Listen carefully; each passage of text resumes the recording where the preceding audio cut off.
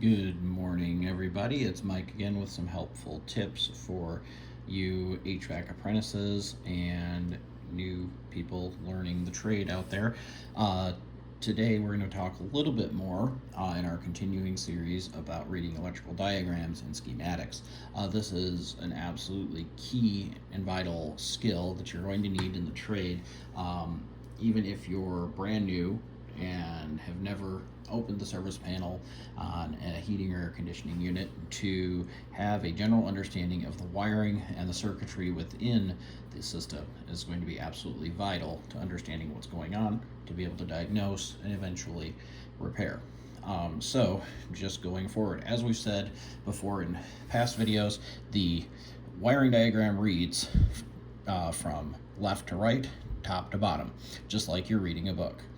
So when you are looking at your wiring diagram, you'll notice upper left corner is where the power is generally going to be starting. This is where you're going to start your circuit.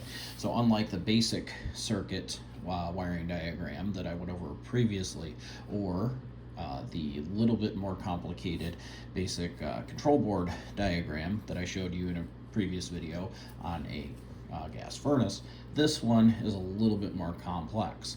So that is going to bring up the question of what is a schematic versus a wiring diagram. Well, the definition of a schematic is simply a chart or a outline of the scheme or plan of the way that a machine works. So really a wiring diagram or any other diagram really is a type of schematic.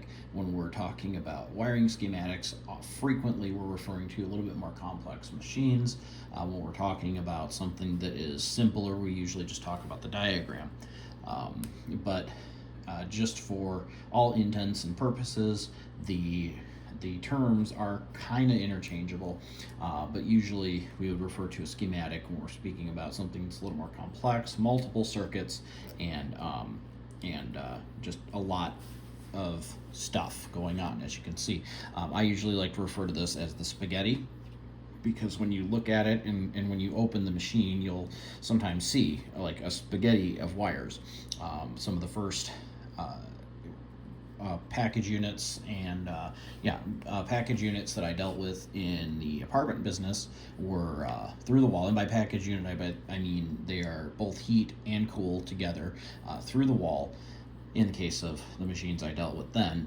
But they were very old, had been touched by many maintenance men and many contractors through the years, and there were wires run everywhere. It was a mess. It looked like a jumble of spaghetti. So I usually like to refer to this as the spaghetti. And if you're new to this and maybe you've never even seen a wiring diagram this complex, and this isn't that complex, then it may look like a jumble of spaghetti to you, but I assure you, every line has a purpose, every wire, every connection has a name. It's not just in there to confuse you, but it is a purpose.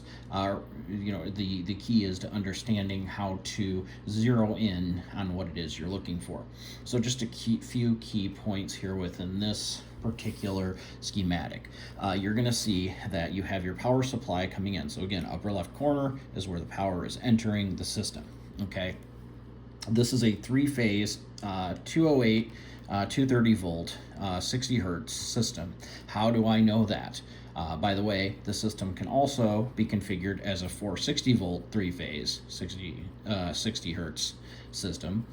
The reason I know that is that right here under power supply, it's telling us our voltage, our phase, and our hertz, which is, we can go over what hertz means in a future video, but basically it's the amount of waveforms per second, how many times the positive and negative electrons are moving back and forth throughout the circuit, so 60 times per second. If you see I have a light here, believe it or not, this is blinking 60 times each second. Your kitchen light is turning on and off 60 times per second. Your cell phone charger, when you plug it in, is actually connecting and disconnecting 60 times every second. We do not perceive this on and off.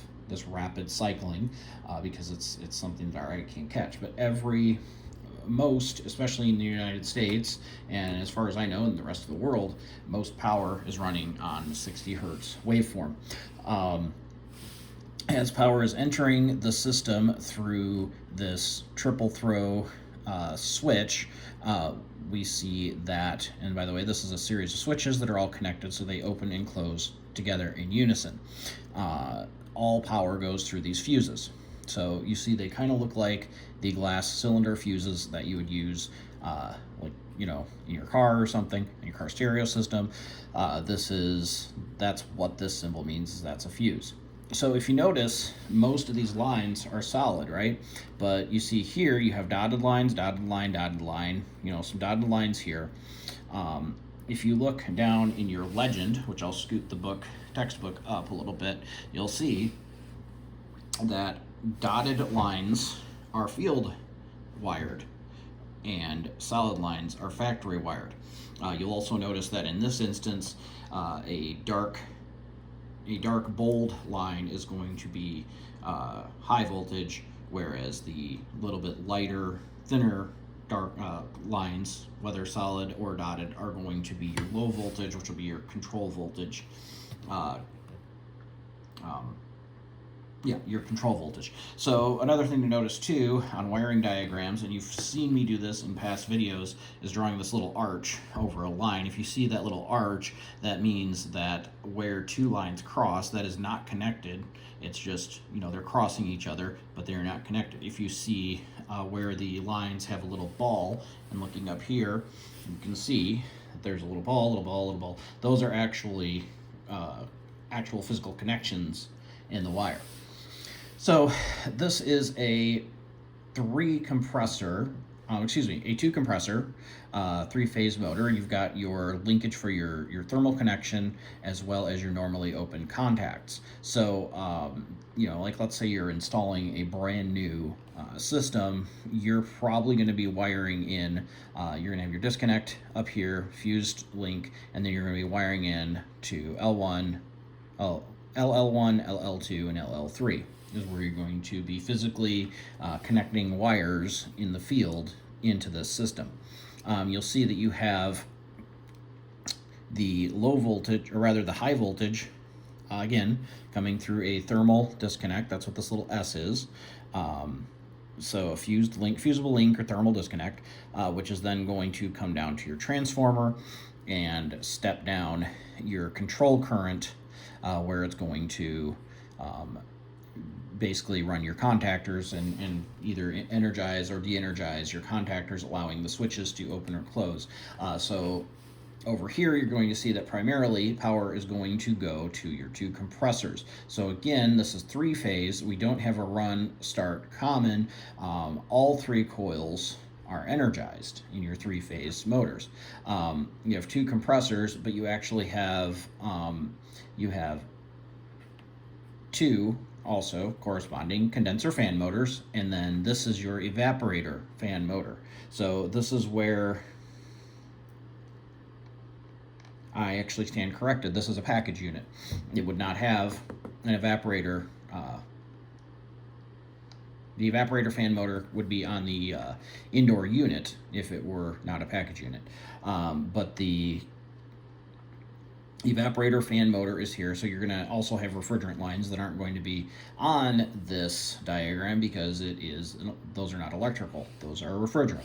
So your evaporator fan motor also running off a 3-phase, being run off its own contactor. So that's going to be running the fan on the evaporator coil.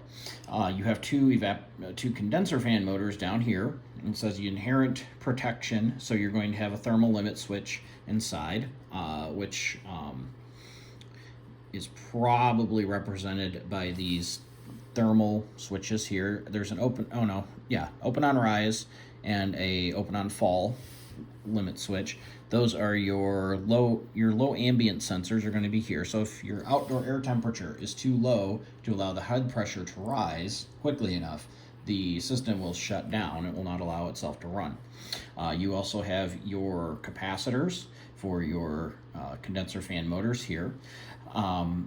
and then you have your first low pressure switch, your first high pressure switch, along with your normally closed contacts and um, your again, high limit. So yes, this is a package unit. You have your heat here. This is your heating coil. I'm sorry, guys. Apparently, I didn't look at this thing closely enough before I started this video. But you know what? We're not perfect. But we have our heating coil here. So we have a electric heat strip. And then, again, you have your high and low pressure switches. And then a control transformer down here at the bottom. So basically what we want to keep in mind is that this is not just, this condenser motor wasn't put here just because that's where it fit on the diagram. This is actually also the order of operations, okay? So first compressor comes on before second compressor. Okay, evap fan motor should be on if any of the compressors are on. Okay, if compressor 1 is on and evap fan motor is not on, then obviously there's a problem. So when we look at our schematic, we can find where our problem lies. So let's say that we have an I-step evaporator, and we hear our compressor coming on, we check our pressures, okay? So, maybe pressure's a little low or whatever. It's going to seem low because the condenser coil, or excuse me, evaporator coil is iced up. But then we notice that the evap fan motor is not coming on. So, we do an amp draw test, and the evaporator fan motor is not coming on. Well, there's a problem right there. So the compressor is going to eventually kick out on high pressure, and then, the whole system's probably actually going to trip out. That draws your attention to the evaporator fan motor. You don't need to pay attention to this heating coil. You don't need to look at the condenser motors because they're not there. You're not there yet. If the problem is that the evaporator fan motor isn't turning on, then you don't need to go any further. So again, that's just a point, just to make the point that we need to train our eyes when we're reading schematics to focus in on the problem and ignore everything else. You don't need to worry about the rest of the spaghetti. You just worry about as far in the wiring diagram until you find a problem. Now, as good technicians, we are going to then test the rest of the system. Once this evaporator fan motor is repaired, we may just need to replace a capacitor, or if it's the motor itself is replaced and we're back up and running, we need to now start at the beginning and test through the rest of the system to make sure the rest of the components are working as they should. Just because you fixed one part, and I've been guilty of this myself in the past, this is something that all new techs face. Just because you fixed one problem doesn't mean that there isn't something further down the line. So you've got to check the whole system and make sure that all components and features are running, everything's turning on as it should and shutting off as it should, before you walk away from that job. So this was just a simple look at the schematic diagram. Definitely looking forward to doing more of these videos for you guys. Stay tuned as more content is rolled out to you. This is Mike once again, happy to help you guys out. If you have suggestions for other videos or things you need help with, feel free to comment or send me a message. Definitely shoot me a like, and if you have questions again or suggestions, and like on Facebook as well as on YouTube and TikTok. Have a great day, and we'll talk soon. Bye bye for now.